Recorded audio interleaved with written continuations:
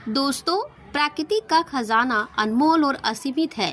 खासकर बारिश के मौसम में जगह जगह पर वनस्पतियां लग जाती है। कुछ पौधे अपने आप ही लग जाते हैं और इन्हें हम बेमतलब का सरदर्द या कचरा समझकर, जंगली घास फूस समझकर उखाड़ कर फेंक देते हैं। दोस्तों, कुछ पौधों के बारे में आज हम आप सभी को बताने जा रही हूँ। ये हमारे आसपास ही मौजूद होता है और इन्हें हम कचरा नहीं, बहुत ही ज़्यादा कीमती और अनमोल रत्न कहना चाहेंगे।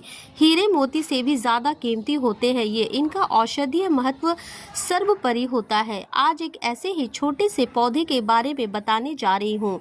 मेरे घर के आसपास में ये पौधा बहुत ही ज़्यादा लगा हुआ है और मैं चाहती हूँ कि आप लोग भी इसकी जानकारी हो। आप सभी स्क्रीन पर देख रहे होंगे, इस पौधे के बारे में समझ चुके होंगे कि यह किस चीज़ का पौधा है। और अब मैं आपको बताऊंगी कि इस पौधे का क्या नाम होता है और इससे हमें क्या क्या फ़ायदे होते हैं। आप के पौधे को जानकर चौंक जाएंगे। दोस्तों, इसके बाद से आप इसे बेमतलब का कचरा समझकर कभी नहीं फेंक कर, उखाड़ कर नहीं फेंकेंगे। इस बात की गारंटी मैं लेती हूँ। दोस्तों, हमारे यहाँ पर इस पौधे को छोटा धतूरा के नाम से भी जाना जाता है। अलग अलग गांव शहरों में अलग अलग नाम से इन्हें जाना जाता है। हमारे यहाँ पर छोटा धतूरा कहते हैं। आपके यहाँ पर किस नाम से जाना जाता है, कमेंट में मुझे ज़रूर बताइएगा। कई लोग इसे छोटा गोखुर भी कहते हैं। कई जगहों पर इसे खाखरा कहा जाता है, कहीं शंखा होली और कहीं कांथू बोलते हैं।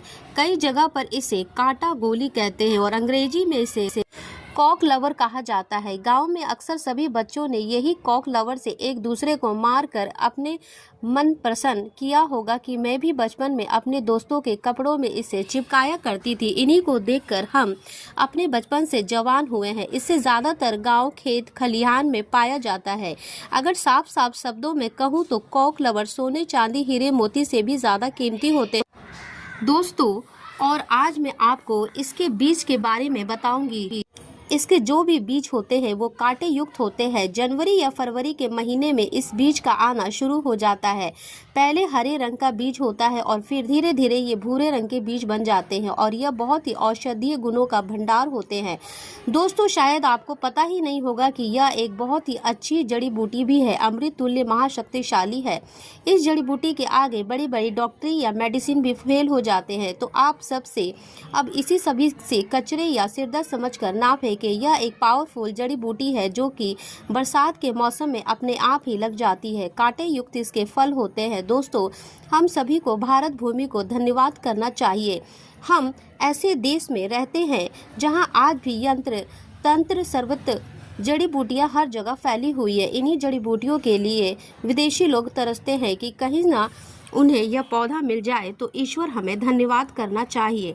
हम ऐसी भारत भूमि में आज भी रहते हैं जहां पर अमृत की तरह शक्ति रखने वाले पेड़ पौधे आज भी मौजूद हैं। दोस्तों, आप सभी देख लीजिएगा कि एक दिन ऐसा जरूर आएगा जब हर कोई इन पेड़ पौधों को अपने गले लगाएगा, जड़ी बूटियों को गले में पहनने और अंग्रेजी दवाइयों को छोड़ करके इन्हीं की तरफ दौड़ा चला हुआ आएगा।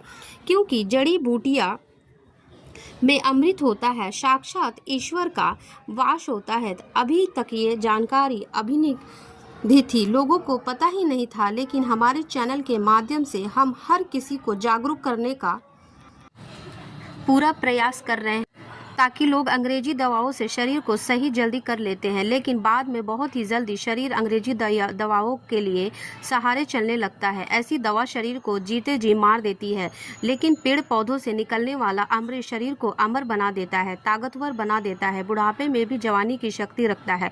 तो चलिए आज मैं आपको बताती हूँ किन किन बीमारियों में ये फायदेमंद होता है। देखिए, इसकी जो पत्तियाँ होती हैं उन्हें पीस करके अगर इनका रस निकाल करके अपने बालों में लगाया जाए तो आपके बालों का गंजापन दूर हो जाता है, नए बाल उगना शुरू हो जाते हैं। बालों के लिए यह एक अमृत का काम करता है।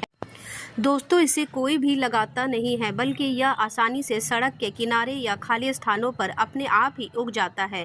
यह पौधा अगर आपके आसपास में मौजूद है और अगर किसी को सरदर्द की बहुत ही ज़्यादा परेशानी है तो इसके पत्तों को पीस करके 2 से 3 बूंद रस के अंदर दही मिलाकर के अगर आप भी सिर के ऊपर मालिश करते हैं तो आपको आराम मिलता है।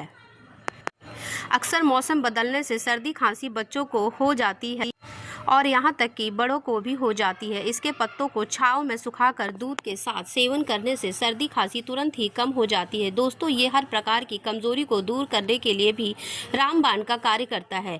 देखिए, आजकल के समय में ज़्यादातर लोग कमजोरी की समस्या से परेशान हैं, क्योंकि हमारा लाइफस्टाइल इतना ज़्यादा ख़राब हो चुका है कि हम अपने शरीर की और ज़्यादा ध्यान ही नहीं दे पाते हैं। सारे पोषक तत्व उन्हें नहीं पहुंच पाता है। तो चलिए जानते हैं कि कैसे इसका सेवन करना चाहिए। तो इनके पत्तों को सबसे पहले सुखाकर एक चूर्ण बना लें और फिर दूध के साथ सेवन करने से आपके अंदर यौन शक्ति बढ़ती है, कमजोरी दूर हो जाती है। बहुत ही सिंपल सा उपाय है दोस्तों, आप इसका इस्तेमाल कर सकते हैं। यह मर्दों में ढीलेपन को भी दूर करता है, बहुत ही कारगर सिद्ध होता है। तो दोस्तों, आगे बढ़ने से पहले आप सभी से उम्मीद करती हूँ कि आप एक रिक्वेस्ट करती हूँ कि वीडियो को लाइक करके चैनल को सब्सक्राइब करें और पास वाला बेल आइकन ज़रूर प्रेस कर दीजिएगा और कमेंट्स बॉक्स में जय श्री राम तुरंत लिख दीजिएगा। दोस्तों, इस वीडियो को लाइक करने का कोई भी चार्ज नहीं लगता और चैनल पर सब्सक्राइब करने से आपको हर रोज़ बिल्कुल मुफ्त में जानकारियाँ मिलती चली जाती है। और जब मैं आप सभी को इस पौधे का एक और चमत्कारी उपाय बताती हूँ चर्म रोग पर, इसका रस लगाने से धीरे धीरे चर्म रोग बिल्कुल ही समाप्त हो जाता है, ठीक हो जाता है। दोस्तों, अक्सर फोड़े फुंसी बच्चों को लग ही जाती है या फिर घाव हो जाता है, तो इसमें भी इसकी पत्तियों का पेस्ट लगाएं। थोड़ी ही देर में फुंसी ठीक हो जाती है। चेचक के जो दाग होते हैं उन्हें भी यदि इन पत्तियों का रस लगाया जाए तो दाग धब्बे बिल्कुल ही दूर हो जाते हैं, घाव ठीक हो जाते हैं। ऐसा कहा जाता है कि नासुर तो तक इस रोग से ठीक हो जाता है। तेल कैसे बनाना है, चलिए अब मैं यह बताती हूँ कि बालों के लिए तेल कैसे बनाया जाए। इसका तो आप किसी भी प्रकार का जो भी तेल इस्तेमाल करते हैं उसमें आप इसके रस को मिला लें और फिर अपने बालों पर अप्लाई करें। आप जो भी तेल का इस्तेमाल करते हो, चाहे नारियल तेल हो या सरसों तेल हो, सबसे पहले छोटे गोखूर की कुछ पत्तियों को लें और इस तेल में डाल करके तेल को गर्म कर ले, उबाल ले और इसे छान करके हर रोज अपने सिर के स्कैल्प में मालिश करें। ऐसा करने से आपके सिर में कभी भी सफ़ेद बाल की समस्या नहीं होगी, बाल हमेशा काले और घने बने रहेंगे। तो दोस्तों, मुझे उम्मीद है कि आज के बाद से आप कभी भी इन पौधों को बेजुबान या बेजान या फिर कचरा समझ कर ना फेंकें और इन उपायों को, इन जानकारियों को अपने तक सीमित ना रखें, भी बिल्कुल भी मत रखिएगा, क्योंकि भारत भूमि में ऐसी ऐसी जानकारियाँ छुपी हुई है जो धीरे धीरे बिल्कुल ही विलुप्त होती जा रही है। दोस्तों, हमारी हर समस्या का समाधान हमारे आसपास में ही मौजूद होता है, लेकिन जानकारी के अभाव की वजह से हम परेशान रहते हैं। तो आज के बाद आप इन जड़ी बूटियों को या पत्तियों को कचरा समझकर ना फेंक दीजिएगा।